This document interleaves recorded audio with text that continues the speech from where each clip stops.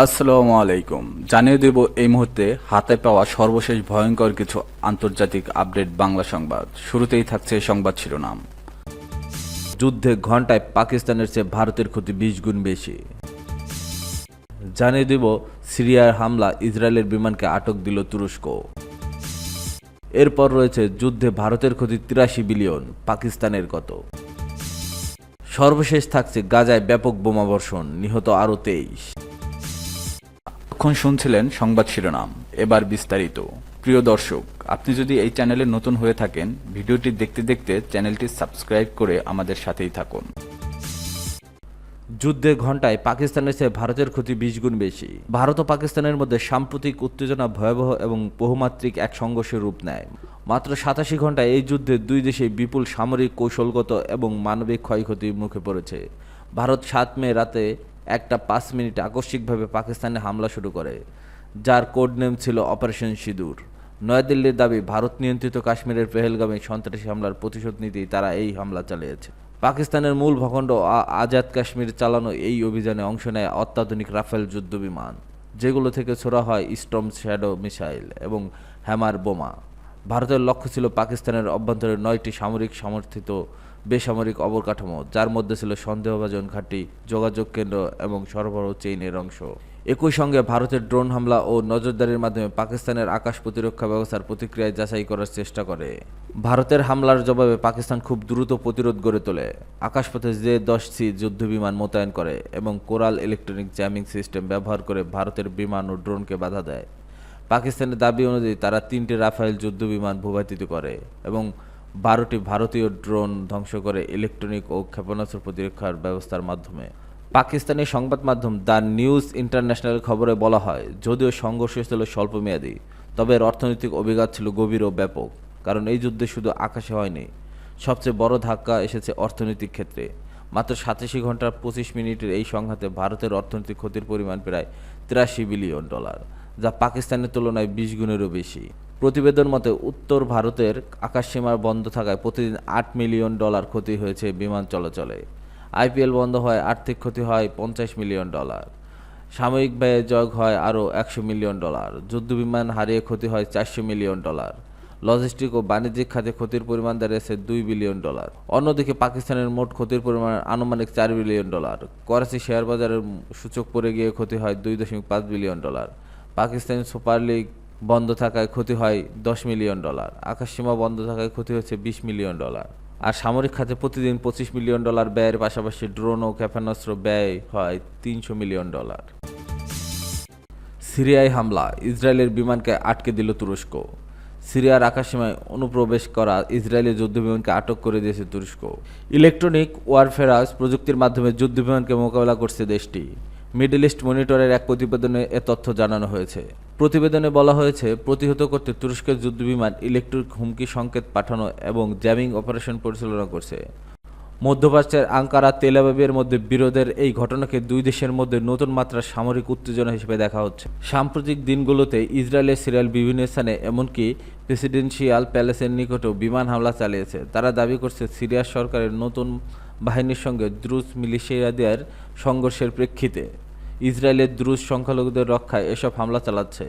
তবে ইসরায়েলি জেটগুলো তাদের অভিযানের অগ্রসর হওয়ার সময় তুর্কি যুদ্ধবিমান তাদের অডিও রাডার সিস্টেম হস্তক্ষেপ করতে শুরু করে। ইসরায়েলি ব্রডকাস্টিং অথরিটি নিশ্চিত করেছে যে তুর্কি বিমান সিরিয়ার আকাশসীমা থেকে ইসরায়েলি যুদ্ধবিমানকে সরাতে সতর্কবার্তা সংকেত পাঠাচ্ছে এবং জ্যামিং কার্যক্রম চালাচ্ছে।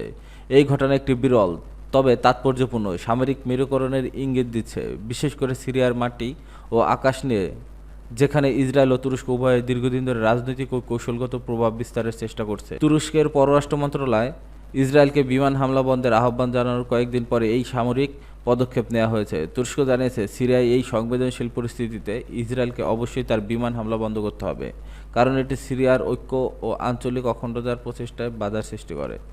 তুরস্ক ও ইসরায়েল উভয় দেশই 2023 সালের ডিসেম্বরে 8 তারিখে আসাদ সরকারের পতনের পর থেকে সিরিয়ায় নিজেদের প্রভাব বিস্তারের জন্য সক্রিয় হয়ে ওঠে। তবে এবারই প্রথমবারের মতো উভয়ের মধ্যে এমন সরাসরি সামরিক দ্বন্দ্বের ইঙ্গিত দেখা গেছে। যুদ্ধে ভারতের ক্ষতি 83 বিলিয়ন, পাকিস্তানের কত? মাত্র 87 ঘন্টায় ভারত ও পাকিস্তানের মধ্যে সংঘটিত হওয়া ভয়াবহ এই বহুমাত্রিক যুদ্ধ। 7 মে রাত 1:05 ভারতের বিমান বাহিনী শুরু করে আকস্মিক হামলা, যার কোড নেম ছিল অপারেশন সিঁদুর। এই অভিযানে অংশ নেয় রাফেল যুদ্ধবিমান, যেগুলো থেকে ছোড়া হয় স্টর্ম শ্যাডো মিসাইল ও হ্যামার বোমা। ভারতের লক্ষ্য ছিল পাকিস্তানের অভ্যন্তরে 9টি বেসামরিক এলাকা। একই সঙ্গে ভারত ড্রোন ব্যবহার করে পাকিস্তানের আকাশ প্রতিরক্ষা ব্যবস্থা যাচাইয়ের চেষ্টা করে। জবাবে পাকিস্তানও খুব দ্রুত পাল্টা প্রতিরোধ গড়ে তোলে। J-10C যুদ্ধবিমান ও কোরাল ইলেকট্রনিক্স জ্যামার ব্যবহার করে পাকিস্তান আকাশ প্রতিরক্ষা গড়ে তোলে। পাকিস্তান দাবি করে তার ভারতের 3টি রাফেল যুদ্ধবিমান গুলি করে ভূপাতিত করেছে এবং 12টি ভারতীয় ড্রোন ধ্বংস করেছে। ইলেকট্রনিক ব্যবস্থা, অ্যান্টি এয়ারক্রাফট গান এবং শর্ট রেঞ্জ ক্ষেপণাস্ত্রের মাধ্যমে। তবে এই যুদ্ধ শুধু আকাশে হয়নি, সবচেয়ে বড় ধাক্কা এসেছে অর্থনৈতিক ক্ষেত্রে। মাত্র 87 ঘন্টার 25 মিনিটের এই সংঘাতে ভারতের অর্থনৈতিক ক্ষতির পরিমাণ প্রায় $83 বিলিয়ন। এতে সবচেয়ে বেশি ক্ষতিগ্রস্ত হয় ভারতের শেয়ার বাজার। নিফটি ও সেন্সেক্স মিলিয়নের উভয়ে যায় প্রায় $82 বিলিয়ন। উত্তর ভারতের আকাশসীমা বন্ধ থাকায় প্রতিদিন $8 মিলিয়ন ক্ষতি হয়েছে বিমান চলাচলে। IPL বন্ধ হওয়ায় আর্থিক ক্ষতি হয় $50 মিলিয়ন। সামরিক ব্যয়ে যোগ করা আরও $100 মিলিয়ন এবং যুদ্ধবিমান হারিয়ে ক্ষতি $400 মিলিয়ন। লজিস্টিক ও বাণিজ্যিক খাতে ক্ষতির পরিমাণ হারিয়েছে $2 বিলিয়ন।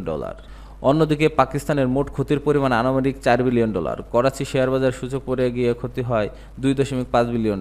পাকিস্তান সুপার লিগ বন্ধ থাকায় ক্ষতি হয় $10 মিলিয়ন।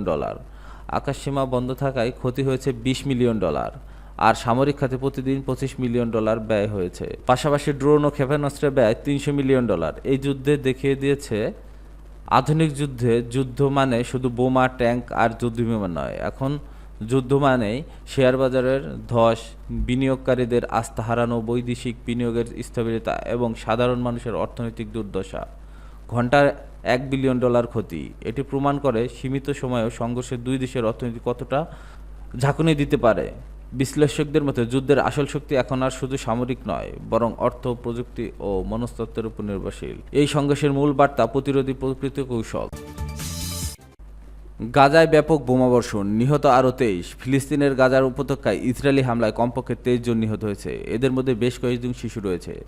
গাজার স্বাস্থ্য মন্ত্রণালয়ের বরাতে আল জাজিরার প্রতিবেদনে এ তথ্য জানানো হয়। উপত্যকার মাসব্যাপী অবরোধের মধ্যে ইসরায়েল হামলা তীব্র করেছে, ফলে যুদ্ধবিধ্বস্ত এই উপকূলীয় এলাকায় মানবিক সংকট আরও ভয়ানক পরিস্থিতি দেখা দিচ্ছে।